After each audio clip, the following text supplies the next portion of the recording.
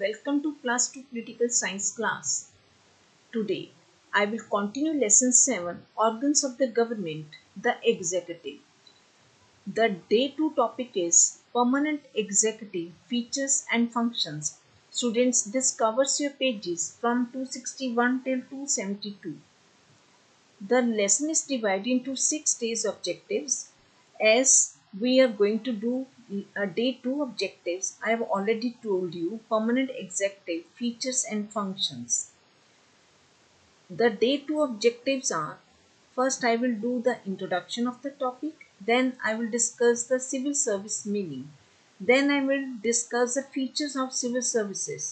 There are total 9 features. I will discuss them in detail. Then I will talk about the functions of civil services.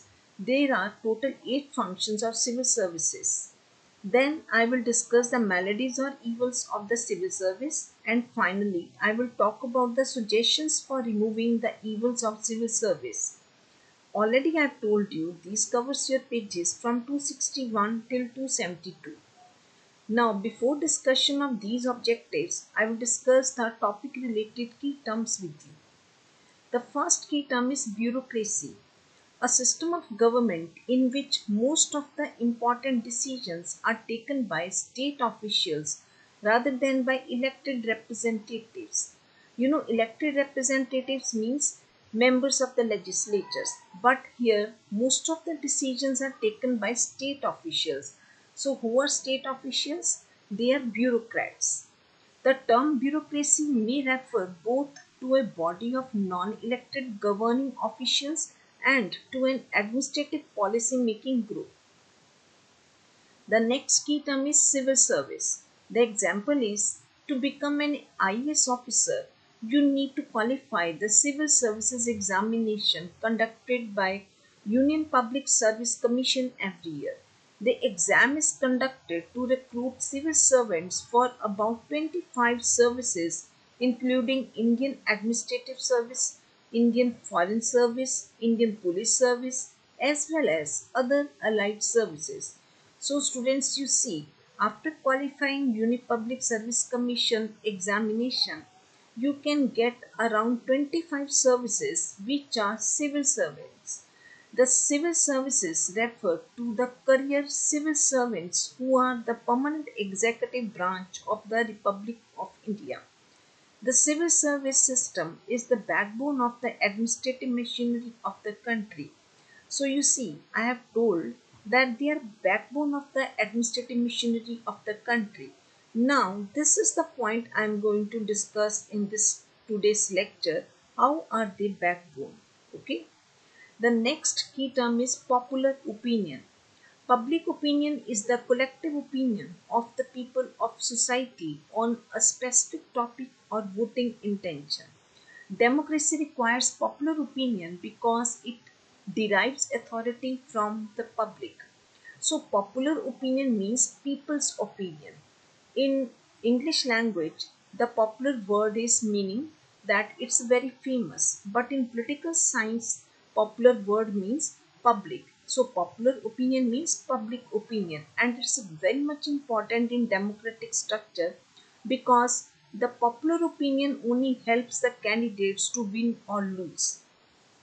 The next key term is red tapism. The example is: if a common man is to get his work done from any government department, he is to fulfill various formalities and move from table to table in the same department to get the work done, and it takes many days to fulfill all the formalities. The practice of requiring excessive paperwork and tedious procedures before official action can be considered or completed. It is a feature of bureaucracy. Yes, why it is feature of bureaucracy? Because bureaucrats believe in the proper following the rules and regulations, but sometimes it results in red tapism.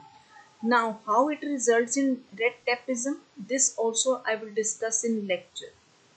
Next is white collar class. Students, in this slide you can see both the key terms white collar class and blue collar class. Now, Along with the discussion of key terms, you can understand the difference also. A white collared worker is a person who performs professional desk, managerial, or administrative work. White collar work may be performed in an office or other administrative setting. So it means white collar class belongs to professionals, skilled people. Now next is blue collar class. A blue collar jobs are considered working class jobs which are typically manual labor and paid hourly. Now blue collar class belongs to the manual laborers. Other than this, the white collar class belongs to the professionals and blue collar is of labor. Now, before proceeding with today's topic, I think so I should ask you yesterday's topic few questions. I think so you must remember that what we have done yesterday, that was the executive meaning and functions. I will ask you a few questions. First is, what do you mean by the term executive? Yes, come on, tell me. Executive, what is it? As the topic of the chapter is also executive. The term executive means the organ of the body that implements the decisions made by the legislature. Next is name the two parts of the executive. Yes, come on. Which are the two parts of executive? That's a permanent executive and political executive. Next is what is the main function of political executive? Political executive means all the ministers. Obviously, they work on planning and framing all the policies. And what is the main function of permanent executive? That's the civil servants. So their main function is to implement all the policies planned by the political executive.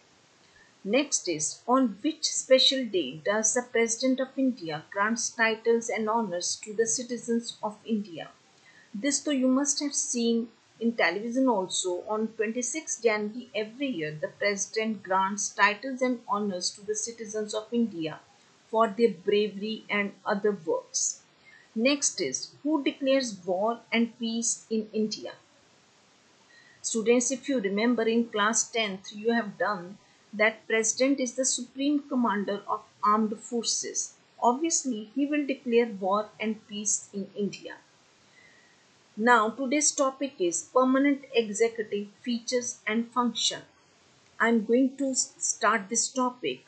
The civil service is usually described as the non-political, permanent, professionally trained bureaucracy which runs the administration of the state in accordance with the policies of the political executive. Means policies are made by the political executive and the permanent executive or the civil servants, they run the administration in accordance with these policies.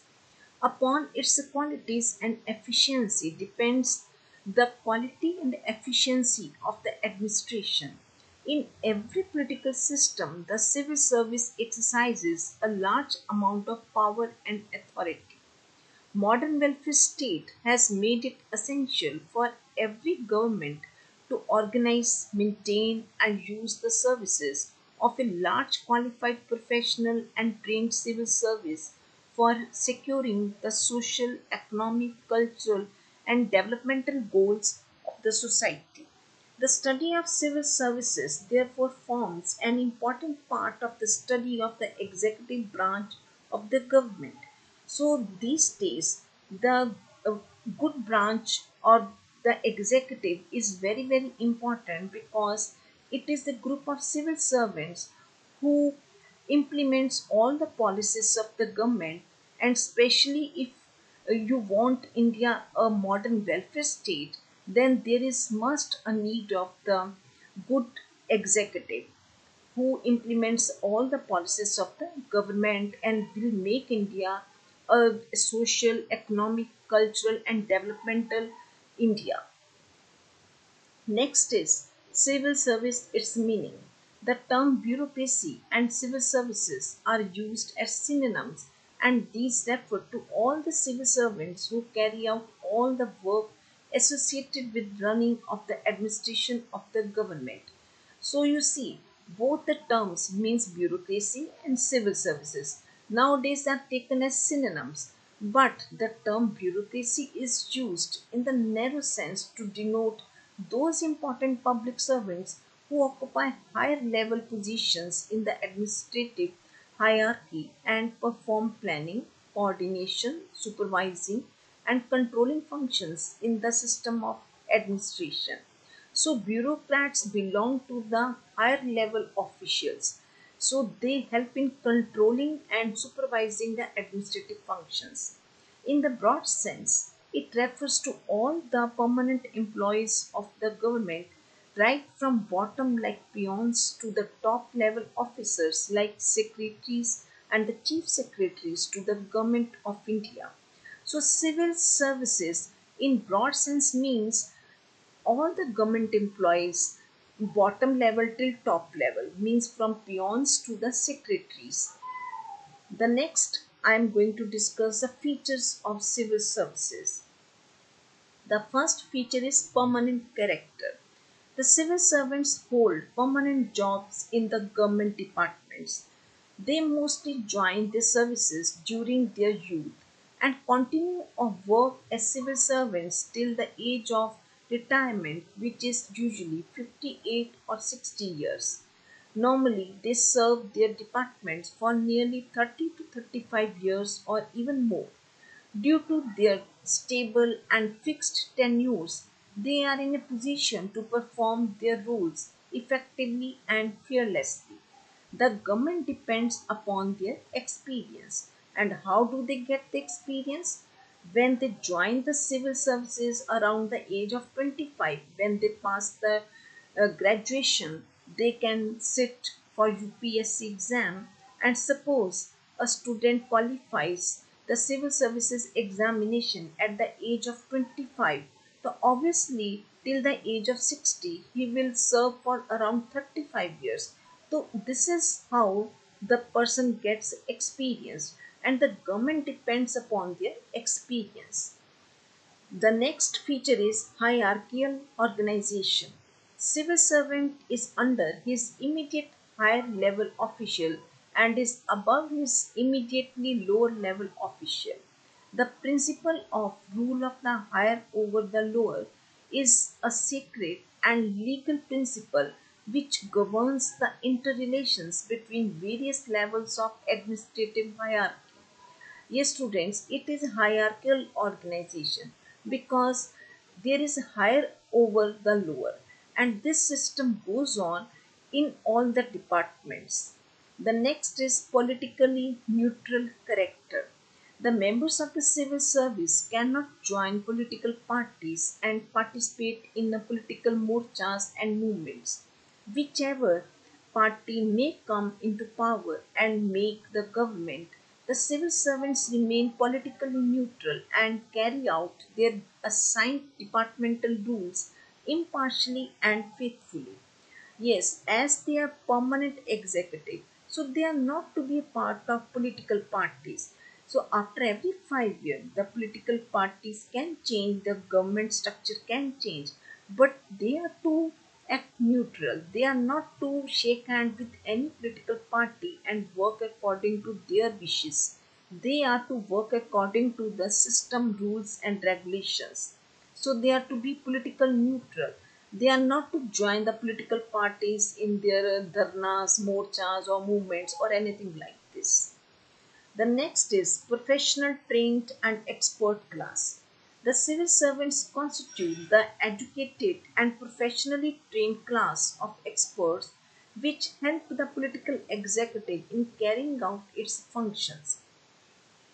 They are recruited through competitive examinations for appearing in which they have to possess the required minimum educational qualification. Before their appointments, they are given specialized training, and during the course of employment, they have to attend orientation and refresher courses. They know their job well. The permanent executive is a class of professional trained expert people. So civil servants constitute the educated class and professionally they are expert. They sit in competitive examination after after qualifying the competitive examinations. They join the services, and after joining these services, they have regular orientation and refresher courses, so they know their job very well. The next is fixed salaries and allowances. Each member of civil service receives fixed salary. Right at the time of appointment, he is allotted a scale of pay that depends upon the nature and level of his job responsibility. All the civil servants belong to a particular level of administration hierarchy and are placed in one scale of pay. On each promotion, civil servants get the next higher scale of pay. Yes, students, their salaries or allowances are also fixed before joining their services, and they get according to the level of the job they will do. And when they are promoted, on each promotion, the civil servants get next higher scale of pay. So this is fixed. And nowadays, the seventh pay commission is going on. So their salaries are fixed by the seventh pay commission. The next is bound by rules and regulations. The civil service always works in accordance with rules and regulations. Strict obedience to rules through proper channel are the principles which always guide, direct, and regulate the working of bureaucracy. Bureaucrats always follow the strict rules and regulations, means they never distract themselves from the rules and regulations. If they do it, strict action can be taken against them. And obviously, it's the political executive who will take the action. The next is class conscious and stiff necked attitude. The civil servants are highly class conscious. They work to protect and promote the interest of the class to which they belong. They are called white collar class because of their faith in their superior status as the employees of the government. They often develop a stiff necked attitude and adopt a mechanical approach towards the application of rules and regulations. They tend to adopt a particular higher standard of living in tune with their high positions. You know that they are called the white collar class because they are professionals, they are trained, they are expert. Now they are also called having stiff necked attitude because they are to follow fixed rules and regulations, and they don't mix up with the common people. The next is public service spirit as ideal. Modern civil service identifies itself with public spirit. It always tries to project itself as the class of civil servants devoted to the promotion of public's welfare through the satisfaction of public needs. They behave as a superior class of people entitled to the first right to use all privileges which are described as essential conditions for the due performance of their duties. So they believe themselves as a superior class who is entitled to all the privileges essential for the performance of their duties. The next is bound by the code of conduct. The civil servants have to follow a code of conduct. Their rights, duties, and privileges stand clearly defined. The procedure of work is definite and settled. They can be punished for misbehavior, incompetence, or negligence or violation of rules. This can, however, be done strictly in accordance with the civil services conduct rules. Yes, students, you must be clear. Once they join the service, they are to follow strict rules and regulations. And if they don't follow, or if they are negligent towards their services, or they violate the rules and regulations, then strict action can be taken. Obviously, the political executive, they will take the action, but this action is to be taken according to the civil services conduct rules.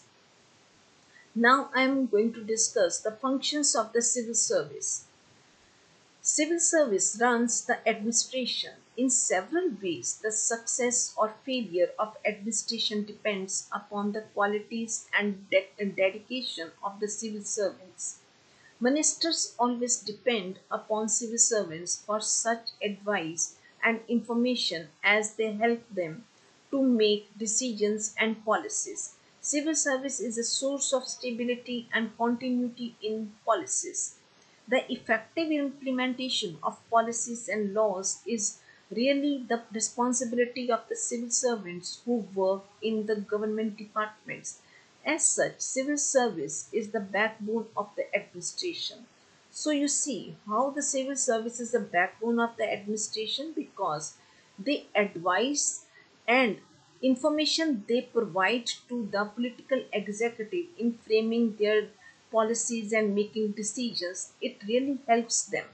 So this provide stability and continuity to the policies of the political executive. This is how they act as a backbone of the administration. Now I'm going to discuss the main functions of the civil services. First is implementation of government policies and laws. It is the responsibility of the bureaucracy to implement the policies of the government. To implement the laws in actual practice is its important function.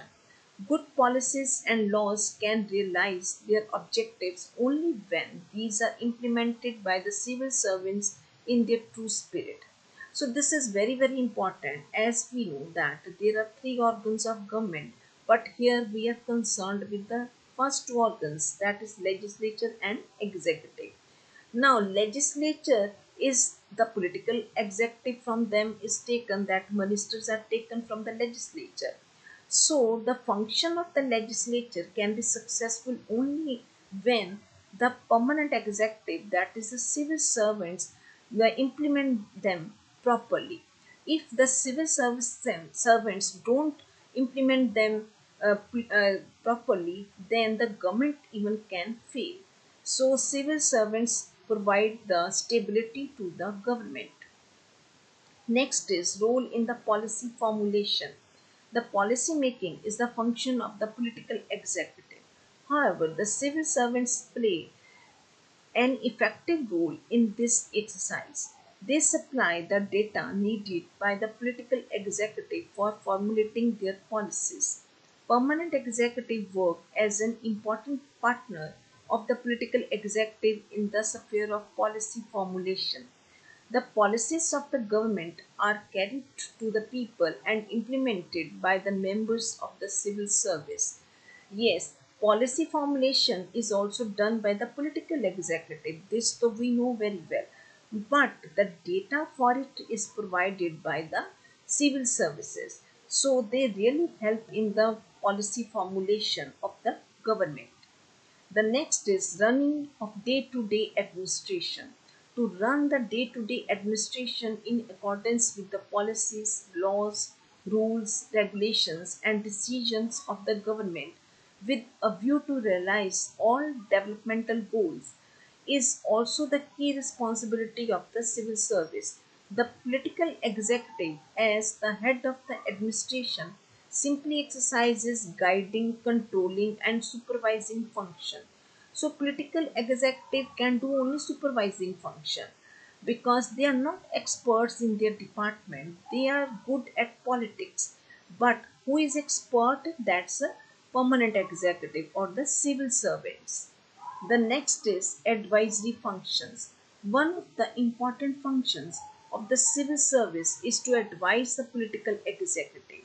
The ministers receive all the information and advice regarding the functioning of the government departments from the civil servants.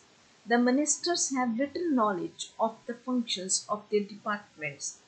They therefore depend upon the advice of professionally trained, qualified, and experienced bureaucracy. Minister become minister by virtue of his position in politics and not because of his knowledge, ability, and skill. While taking all decisions, the minister is guided and helped by the advice and information provided to him by the civil servants. So you see, civil servants provide all the information and even they guide the political executives to frame the policies and take their decisions. Now, why a minister is given a particular department? Because it's not so. He is a professionally skilled person. It can be due to his position in politics.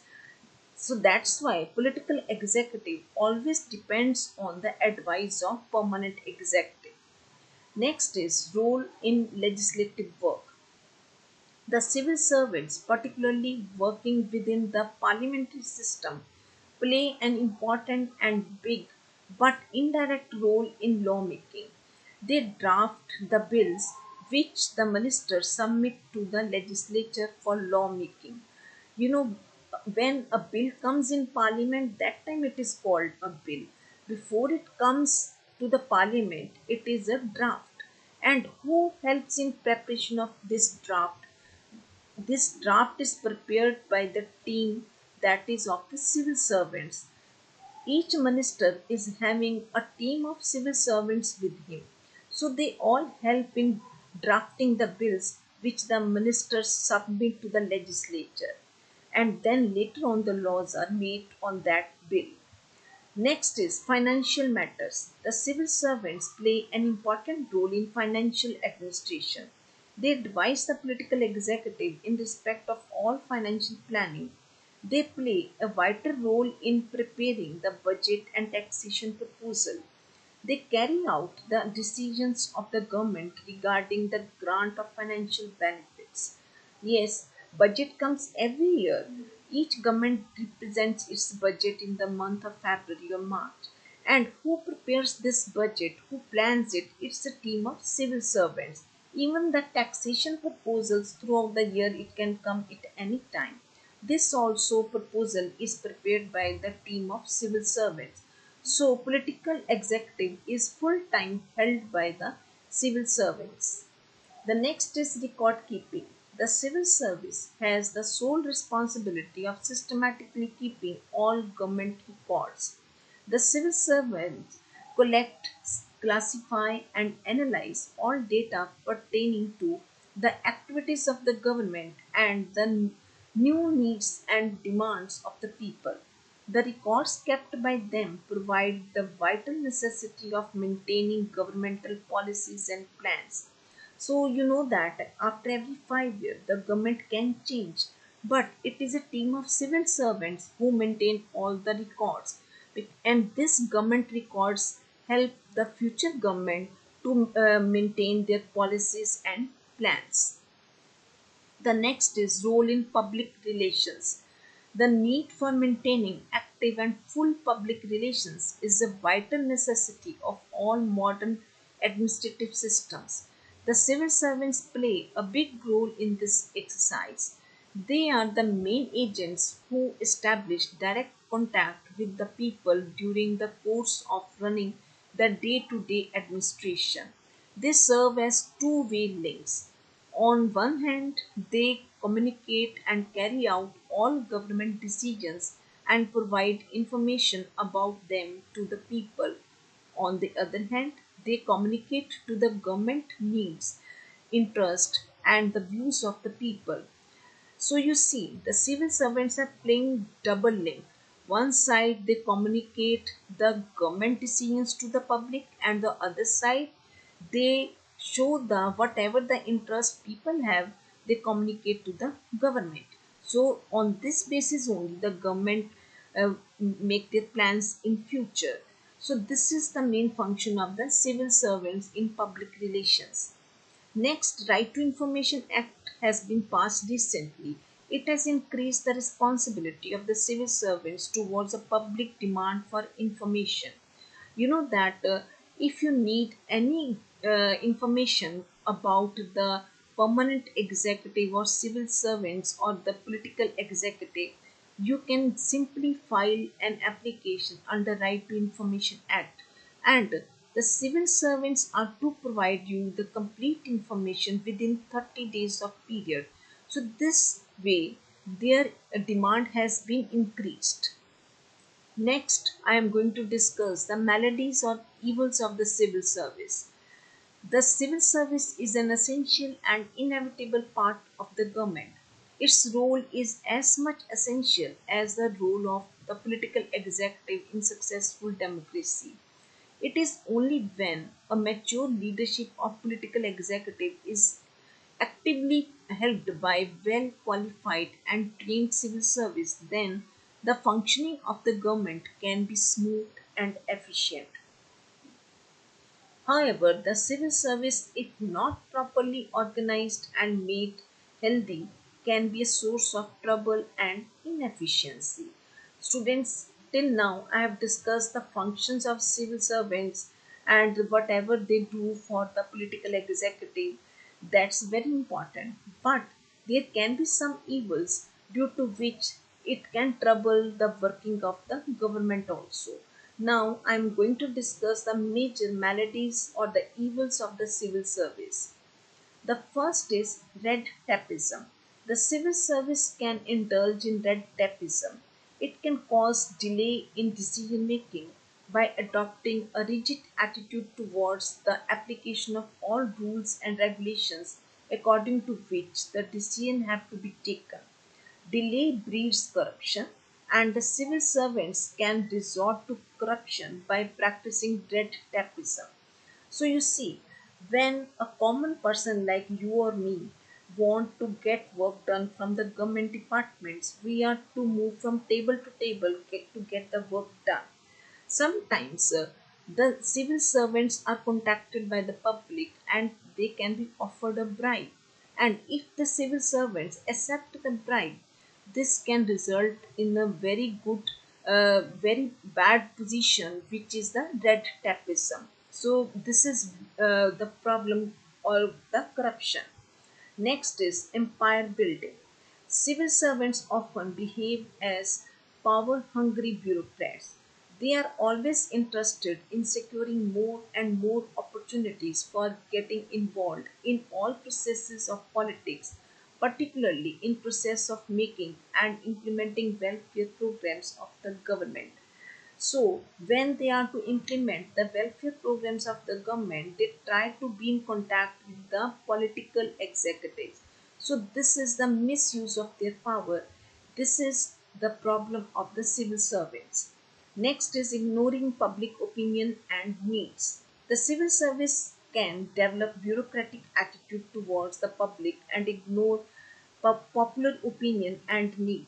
Civil servants are not responsible to the people and this feature makes them to remain different to the demands of the public opinion. As you know very well, the political executive depends on the popular opinion, but the civil servants don't depend upon the popular opinion. They don't bother even about it because they are appointed after qualifying the competitive examinations. So they ignore the popular opinion, which is also major evil of the civil servants. Next is financial wastefulness. Civil service is always interested in getting more and more privileges, perks, and comforts in the name of efficient working of the government. Government money is considered as no one's money or free money and is often spent in a wasteful manner. There is a haste to exhaust the allocated resources before the closing of the financial year. Yes, students, you know, in every government job, along with salaries, many allowances are provided to the government employees. So, the situation is when before the closing of the financial year, these things, if are not used, they will not continue in the next year. Financial year means from 1st April to 31st March. So, as a result, the civil servants try to use the allowances and the facilities provided to them. Sometimes they don't even need it, even then they use it, and the government money is wasted. They don't feel like this money is their own country's money, they feel like as a free money. So, this is also an evil of the civil servants. Next is abuse of power. Civil service tends to abuse power. Power has a corrupting influence in so far as it often induces the civil servants to use their power for self-importance, self-benefit and self-praise.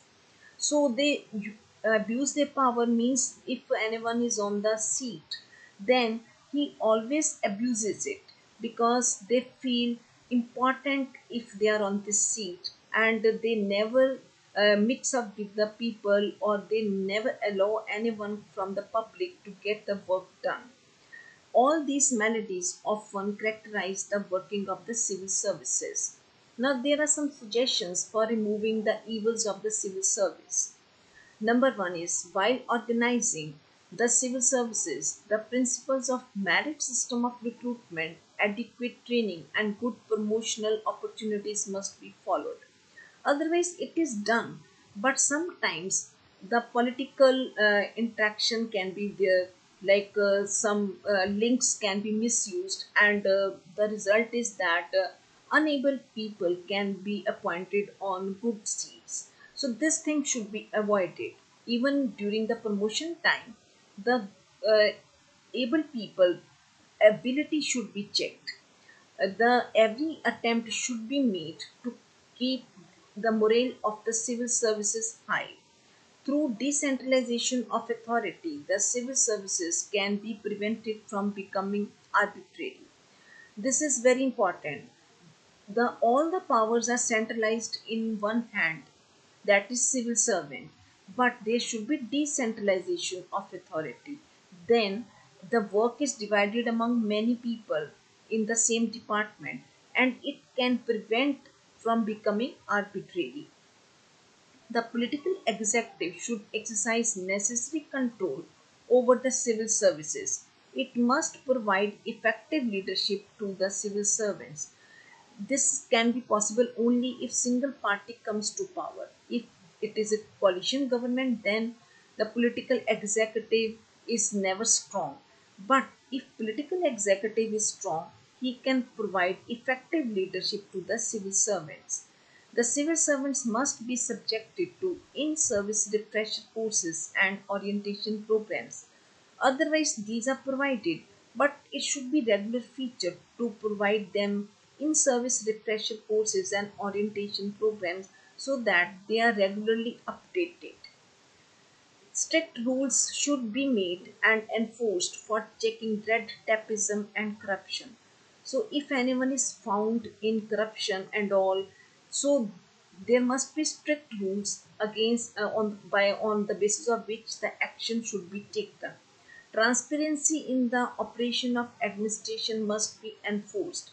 Civil servants should be completely integrated with the community. They should be checked from becoming a separate class or caste by themselves. So, civil servants should not behave like this. They are not part of the society. They are something separate class. They should not behave like this. They should also feel themselves they belong to the same class, same community. There should be an effective and continuous system of communication between the governors and the governed, that is, between the government departments and the people whom they serve. So, this way, this evil can be solved. There should be continuous system of communication between the government and the people who are getting served. By all these steps, most of the evils or maladies which usually characterize the civil service can be eliminated to a very large extent. Now, finally, I can say one cannot imagine the working of a government without the civil services. It is associated fully with all the functions of the government. The political executive can never really work without permanent executive. Civil service is the source of expertness, ability, and efficiency in public administration.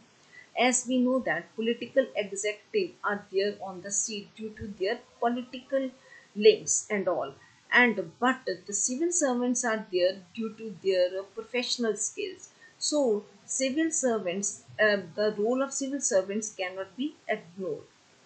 Now, today I have discussed the topic permanent executive, meaning, features and functions. First I have given you introduction of the topic, then I have discussed the meaning of civil service. Then I have talked about 9 features of the civil services. Then I have discussed functions of civil services. There are total 8 functions. Then I have discussed the maladies or evils of the civil service. And finally, I have given suggestions for removing the evils of civil service. Students, already I have told you it is given on your pages from 261 till 272. Now, I will discuss the topic related questions. First, define bureaucracy with examples. Number 2, discuss the salient features of civil service. Number 3, explain the functions of civil service. Number 4, discuss the importance and role of civil service. Number 5, how is the civil service organized? Number 6, what part do civil services play in the administration of a state? Number 7, enumerate 2 functions of the executive in a liberal political system. Number 8, in what ways is the political executive different from permanent executive? 9, explain civil services is the backbone of administration. 10. Why is the bureaucracy viewed as neutral? 11. What is the role of the civil servants in policy formation? 12. What is the role of civil servants in lawmaking? Now, these are the list of questions. Students, you will do all these questions and watch the video again to make it more clear. Next time, I will continue with the same chapter, that is the executive. Till then, goodbye and thank you.